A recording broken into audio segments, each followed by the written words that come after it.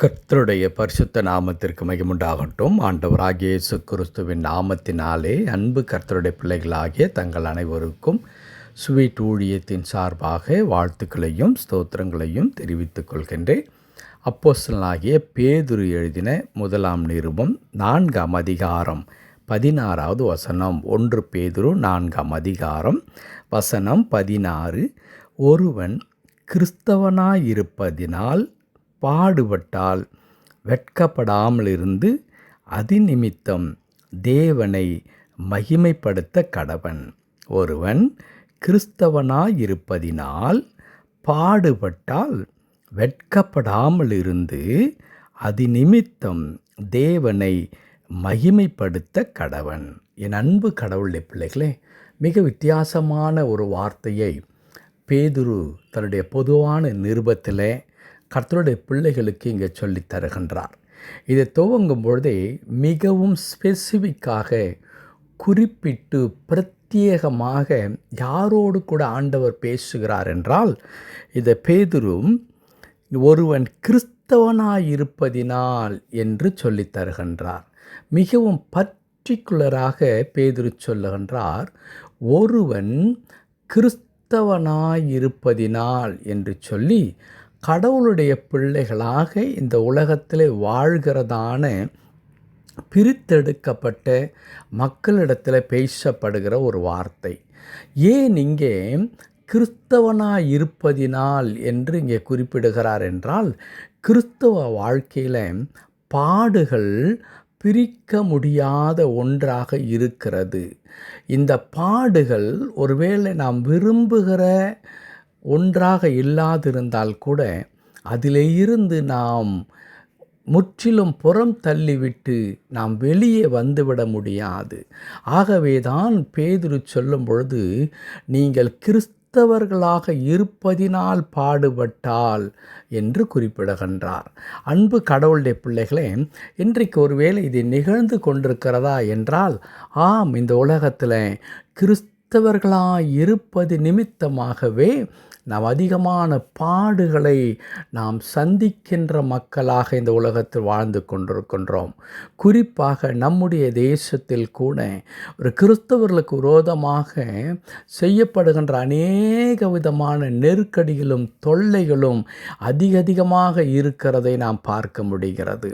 அதையும் தாண்டி கடவுளுடைய பிள்ளைகள் இந்த உலகத்தில் ஆண்டவருக்காக வைராக்கியமாய் வாழும் பொழுது அது உலகத்தின் மக்களிடத்திலிருந்து மாத்திரமல்ல, அநேக நேரத்தில் தன் சொந்த குடும்பத்திலிருந்து கூட தான் அதிகமாக நேசிக்கின்ற மக்களிடத்திலிருந்து கூட கிறிஸ்தவர்களுக்கு பாடுகளும் உபத்திரவங்களும் தொல்லைகளும் பெருகி வந்து கொண்டிருக்கிறதை நாம் பார்க்கின்றோம்.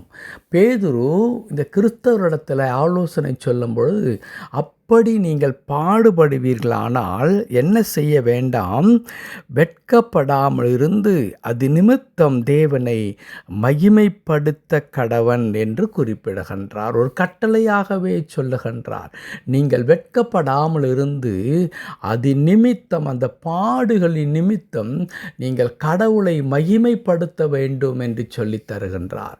அன்பு கடவுளுடைய பிள்ளைகளே, நாம் இந்த உலகத்தில் பாடுகளை பட்டு அதிகமாய் துன்பத்தின் பாதையில் கடந்து போகும் பொழுது அதை குறித்து நாம் கொஞ்சம் கூட வெட்கப்படக்கூடாது, அதை குறித்து கொஞ்சம் கூட மனம் கசந்து கொள்ளக்கூடாது என்பதை கூட நாம் பொறுத்து கொள்ளலாம். ஆனால் கடவுளை அது நிமித்த நீங்கள் மகிமைப்படுத்த வேண்டும் என்று சொல்லுவதை எப்படி நம்மால் ஏற்றுக்கொள்ள முடியும்? ஏனென்றால் அநேக முறை நாம் கடவுளை எப்படி தேடுகின்றோம், ஏன் தேடுகின்றோம் என்றால், நம்முடைய ஆண்டவர் நமக்காக உயிரை கொடுத்த கடவுள், நமக்காக ஆண்டவர் எல்லாவற்றையும் செய்து முடிக்கின்ற ஆண்டவராய் நம்மோடு கூட இருக்கிறார். அவர் என்னை சுகமாக பத்திரமாக பார்த்து கொள்வார் என்று நான் நினைத்த அவரை தேடும் பொழுது என்ன நிகழ்கின்றது? இங்கே பேதுரு சொல்லுகிற வண்ணமாக, நான் என் பாடுகளின் நேரத்தில், அதுவும் கிறிஸ்தவ கிறிஸ்தவன் என்கிற ஒரே காரணத்தினாலே, ஆண்டவரை ஏற்றுக்கொண்டேன் என்கின்ற ஒரு காரணத்தினாலே நான் பாடுபடும் பொழுது, அந்த பாடுகள் நிமித்தம் கடவுளை மகிமைப்படுத்த வேண்டும் என்பதை எவ்விதமாக என் இருதயம் மனது ஏற்றுக்கொள்ளும்? அது ஒரு பெரிய கேள்வியாக இருக்கும் அல்லவா அன்பு கடவுளுடைய பிள்ளைகளே? அதற்கான பதிலை ஏற்கனவே பேதுரு சொல்லிவிடுகிறார்.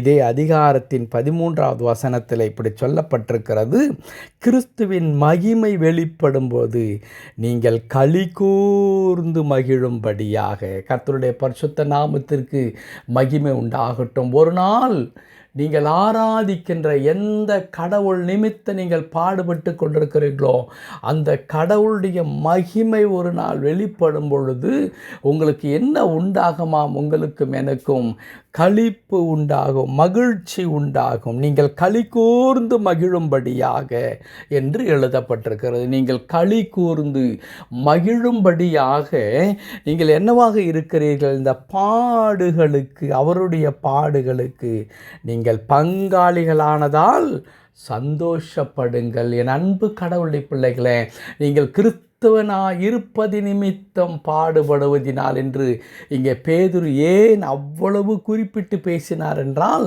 அதற்கான காரணத்தை ஏற்கனவே சொல்லி தந்திருக்கின்றார். அவருடைய மகிமை வெளிப்படும் பொழுது நீங்கள் களி கூர்ந்து மகிழப் போகிறீர்கள். அந்த மாபெரும் உன்னதமான ஒரு பாக்கியம் உங்களுக்காக காத்து கொண்டிருக்கிறது. அப்படிப்பட்டதான மகிழ்ச்சி நிறைந்த ஒரு வாழ்க்கை உங்களுக்கு காத்து கொண்டிருக்கிறபடினாலே அவருடைய பாடுகளுக்கு நீங்கள் பங்காளிகள் என்பதை மறந்து விட வேண்டாம். நீங்கள் சந்தோஷமாய் அந்த பாடுகளை ஏற்றிக்கொள்ளுங்கள் என்று சொல்லுகிறார். என் அன்பு கடவுளுடைய பிள்ளைகளே, இப்பொழுது கிறிஸ்தவனுக்கு பாடுகள் அதிகமாக வருவதற்கான காரணத்தை நாம் புரிந்து கொண்டோம். கடவுள் நம்முடைய வாழ்க்கையில் பாடுகளை அனுமதிக்கின்றார். ஏன் அனுமதிக்கின்றார்?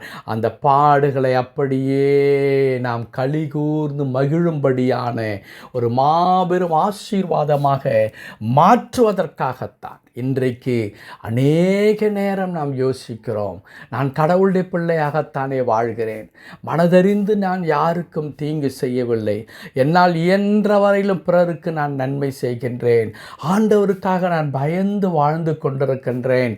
இவ்வளவு இருந்தும் கூட என் வாழ்க்கையில் ஏன் இந்த முள், இந்த உபத்திரவம், இந்த பாடு அனுமதிக்கப்பட்டிருக்கின்றது? என் குடும்பத்தில் இருக்கிற இந்த பிரச்சனை, என் மகனை குறித்ததான என் பிரச்சனை, என்னுடைய மகளை குறித்ததான இந்த பிரச்சனை, என் குடும்பத்தில் இருக்கிறதான இந்த சூழ்நிலைகள் எனக்கு ஒரு பெரிய வலியை உண்டாக்கி கொண்டிருக்கிறது. கடவுள் ஏன் என் வாழ்க்கையில் அனுமதிக்க வேண்டும்? இன்னும் என்னிடத்தில் என்ன குறை இருக்கிறது? இன்னும் கடவுள் என்ன எங்களிடத்தில் எதிர்பார்க்கின்றார்? நாங்கள் தாங்க முடியாத அளவிற்கு இதுவே எங்களுடைய மனதின் பாரமாக இருந்து கொண்டிருக்கிறது. இந்த பாடுகளை எங்களால் தாங்க முடியவில்லை என்று சொல்லி நாம் அதிகமாக நாம் வேதனைப்படுகின்ற மக்களாக இருக்கிறோம். ஆனால் அன்பு கடவுளுடைய பிள்ளைகளே, கர்த்தருடைய வார்த்தை பேதுரு மூலமாய் அழகாய் சொல்லப்பட்டிருக்கிறது. கர்த்தர் உங்களை அதிகமாய் நேசிக்கிறபடியினால்தான் அவருடைய பாடுகளுக்கு அவர் உங்களை பங்காளிகளாக தெரிந்து கொண்டிருக்கிறார். நீங்கள் எப்படி பாடுகளுக்கு பங்காளிகளாக இருக்கிறீர்களோ அதே போல் கிறிஸ்துவின் மகிமை வெளிப்படும் பொழுது நீங்கள் களிகூர்ந்து மகிழும்படியாய் அந்த மாபெரும் உன்னதமான வாழ்க்கைக்கும் நீங்கள் பங்காளிகளாக இருக்கிறீர்கள். கர்த்தருடைய பரிசுத்த நாமத்திற்கு மகிமை உண்டாகட்டும். ஆகவே ஒருவன் கிறிஸ்தவனாயிருப்பதினால் பாடுபட்டால் அவன் என்ன செய்ய வேண்டும் என்று சொல்லி கர்த்தருடைய வார்த்தை சொல்லுகிறது. அவன் வெட்கப்பட வேண்டிய அவசியம் இல்லை. அவன் வெட்கப்படாமல் இருந்து தேவனை அதிநிமித்தம் மகிமைப்படுத்த கடவன். என் அன்பு கடவுளுடைய பிள்ளைகளே, ஒருவேளை நீங்கள் பாடுகளின் பாதைக்குள்ளாக நீங்கள் கடந்து சென்று கொண்டிருக்கிறீர்கள். கர்த்தர் அதை அனுமதித்திருக்கின்றார். ஆனால் அந்த பாடுகளை தாங்கிக் கொள்ளவும், அந்த பாடுகளிலே இருந்து நாம் சீக்கிரத்திலே வெளியே வரவும் ஆண்டவர் அதற்கான போக்கையும் பலத்தையும் உண்டாக்கி கொடுக்கின்ற கடவுளுமாக இருக்கின்றார். கர்த்தருடைய பிள்ளைகளை வேதத்திலே நீர் அலசி பாருங்கள். யாருடைய வாழ்க்கையிலும் பாடுகள் என்பது நிரந்தரமாக இல்லவே இல்லை. பாடுபட்ட எல்லா கடவுளுடைய பிள்ளைகளும் உயர்த்த வருத்தப்பட்டார்கள் என்பது நமக்கு நன்றாக தெரியும். அது பேதுருவாக இருக்கலாம், இதே பவுலாக இருக்கலாம், இன்னும் பழைய ஏற்பாட்டு பக்தர்களாகிய தாவீதாக இருக்கலாம். யாரை வேண்டுமென்றாலும் எடுத்து பார்க்கலாமே. அவர்கள் பாடுபட்டார்கள்.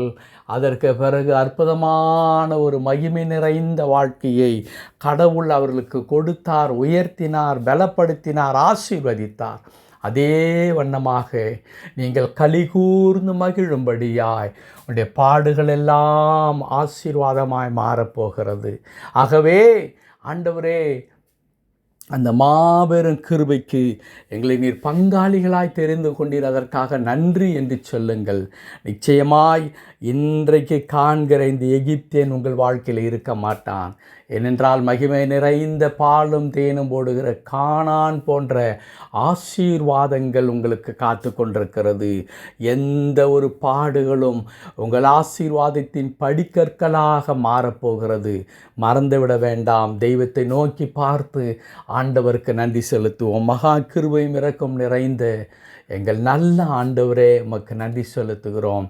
ஆம், கிறிஸ்தவனாய் இருப்பதினால் பாடுபட்டால் நாங்கள் வெட்கப்பட்டு போகக்கூடாது ஆண்டவரே.